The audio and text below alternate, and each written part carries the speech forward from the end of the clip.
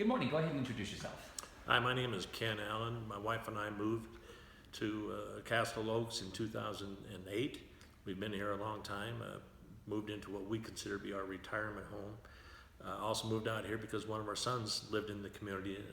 He owned a D.R. Horton home. Great. Thank you, Ken. Appreciate that. Tell us what your vision is, both short and long term, for the Castle Oaks Master HOA. Well, I think the community's got a lot of potential.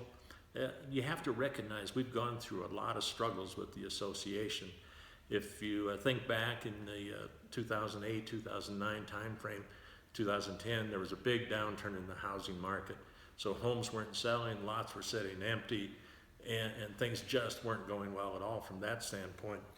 We also had the developer that financially went under, and so ended up having to sell the properties. We had a new developer come in. Starwood bought the properties.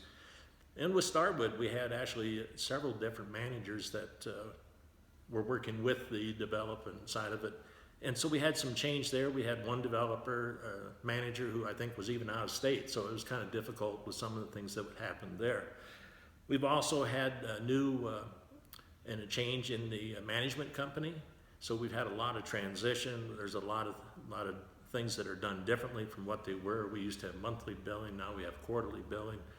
You know, we had the changes in the enforcement of our properties and changing the billing, and so a lot of things I think kind of dropped and slipped off, haven't worked well, but all of those things are starting to come together. I think we're starting to work through that. I think there's a lot of potential for the community from that standpoint. The other thing I would emphasize is that the association has struggled financially.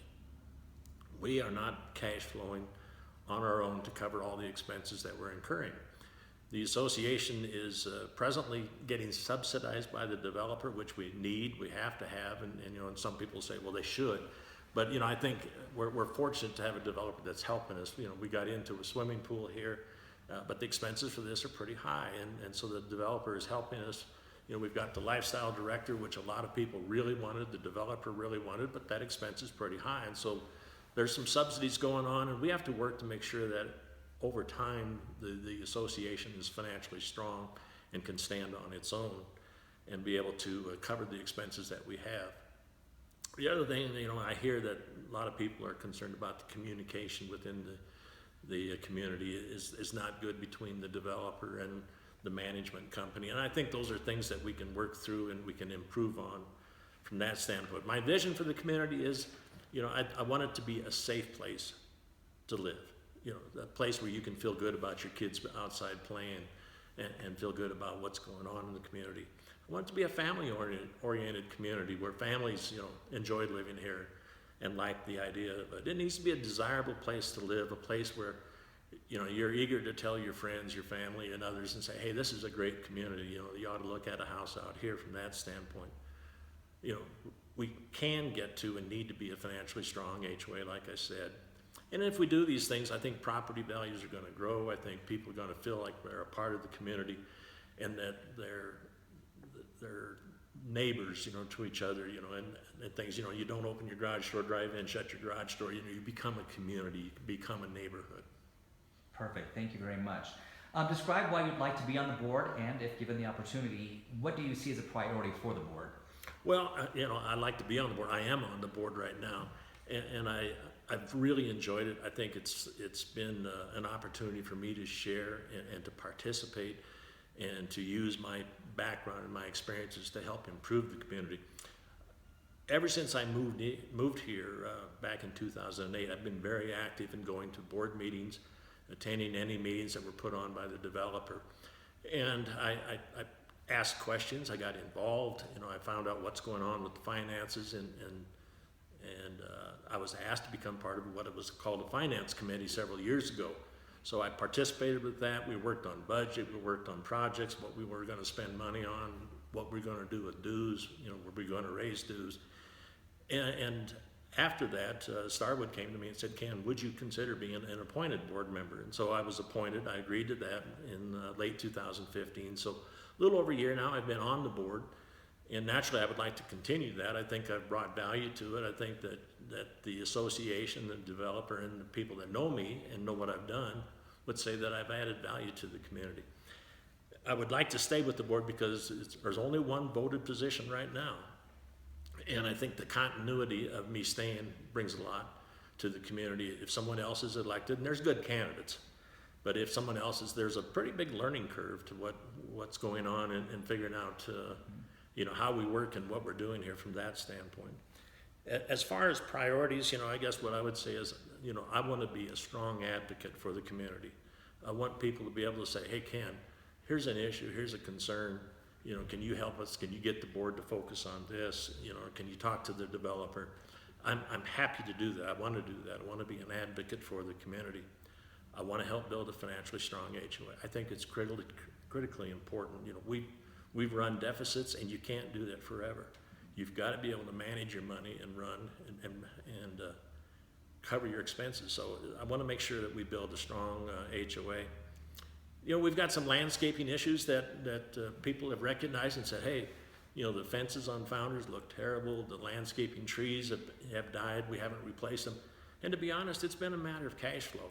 It's not a matter of desire, but we just haven't had the cash to do it. We've deferred a lot of that expense, and some of those things don't look good. And we're gonna try and see what we can do. And as the community's growing, we've added a lot of homes. The cash flow's growing. We're still getting subsidized by Starwood, but I think we can improve on those things and get some of those fixed. In fact, for people that don't know it, at the February board meeting, the board approved replacing 20 trees. So we're starting. We should have those trees coming in this spring, and hopefully we'll make some progress with that. I do think that if cash flow stays strong enough in the fall, we'll actually consider doing some more trees at that point in time. The landscaper said we need about 40 trees to bring it back to where it should be, and we will be looking at that and seeing what we can do. I would also say that the community has asked a lot about amenities, and by amenities, they've said we'd like more seating at the pool, we would like more shade at the pool, or more shade, or a shade at the pool. From that standpoint, grass in the dog park, there's different things like that people have on their list. Improvements to the trail system. Those are all things that we need to look at to see what we can do and see if we've got the finances to do those things. And if we do, by all means, we're hearing what the community's asking. We would definitely look at trying to do that. I think we should try to work hard on the communication between the management company, the developer, and the community. We need to find ways to get people more aware of what's going on, the direction that we're taking, more aware of the finances of the association. So communication is a big part of what I see as a priority. And then I want people to know that, again, I will be a strong advocate. I will be looking for their concerns and their issues and things that they want and feel like we need or need to fix. And I will work on trying to make sure we make this a successful community. Thank you. All right, briefly describe your skills and or experiences that would be of benefit to the overall success of the Master HOA. Well, first off, time commitment is a big part of being on the board, and I have that time. I'm retired now, and so I can spend a significant amount of time, working for the association, for the community, and as a board member. It does take a lot of time, and I don't think people realize how much time you'll put in because you're reviewing contracts and you're reviewing financial reports and you're looking at the things that are happening with the developers and the builders and things. So it takes a lot of time, and I do have that time and I do have that commitment. The other part is financial education. My background is in banking, and so I really understand the finances of the community. I can read the financial reports. I can see things that I think should be questioned or ask what's going on. I understand the accrual side of the accounting, the cash side of the accounting. I understand the budgets and the projections that you put together. I understand the contracts that you have with the different parties, the landscaper with the association. And I know the legal side of those things. I understand how to read, interpret, and ask questions about those. So those are a lot of the things. Experience, I have served on this board now a little over a year, and I have served on other HOAs for several years. I've always been active in trying to be a part of my HOA wherever I've lived, and I've been on boards with them, so I've got a lot of experience from that standpoint. The last thing I would say in this area is that I consider myself to be an honest person. You can trust me. If I tell you I'm going to do something, I'm going to do it. You don't have to worry about any hidden agendas with me. I am going to give you a straight shot and a straight answer. Thank you very much. All right, within the framework of the position you're running for, please share your strengths and weaknesses, particular to these 4 areas. The first one will be leadership. You know, leadership I consider to be one of my strengths. In my working career, I was in, several different management positions, and as a manager, I always say my focus has been, in order for me to be successful, the people around me have to be successful. So as I look at that from the association standpoint, for the association to be successful, the board members have to be successful, the developer has to be successful, the builders have to be successful, and the management company has to be successful. If all of these parties are succeeding, we as a community will succeed. Thank you. Same question with regards to financial understanding, budgeting, expenditures, balance sheet, and reserves. You've touched on some of that already, but if you want to add anything to that. Again, that's my background, that's my experience. I'm good at it, I understand it very well, and I think I can bring a lot to the community from that standpoint. Great, thank you. Social, so building and strengthening a sense of community. That's probably the weakest one of these things that I think I have. It wasn't until last fall that I even heard about next door terrain, and that's a great avenue for people to be able to express their thoughts and their comments. I'm on that now, and so I'm learning what people's issues are and their thoughts and their comments are. I know a lot of my neighbors up in the part where I live, but the community is growing. I live in the northern side of it, and the community's grown a lot to the south, and now we're moving to the east, and with 700-800 homes now, it's one person can't stay in touch with all those people. Next door terrain is a great way to get some feedback and some input. Perfect. All right, final one in that same question is architectural, so understanding established guidelines and their application. I do understand this. I consider this another one of my strengths. I've read all of our declarations, I've read our articles of incorporation, our bylaws, our guideline standards and what they are. I'm one that has pushed the management company to get out and let's do drive-throughs. Let's make sure our community stays up to the standards that it should.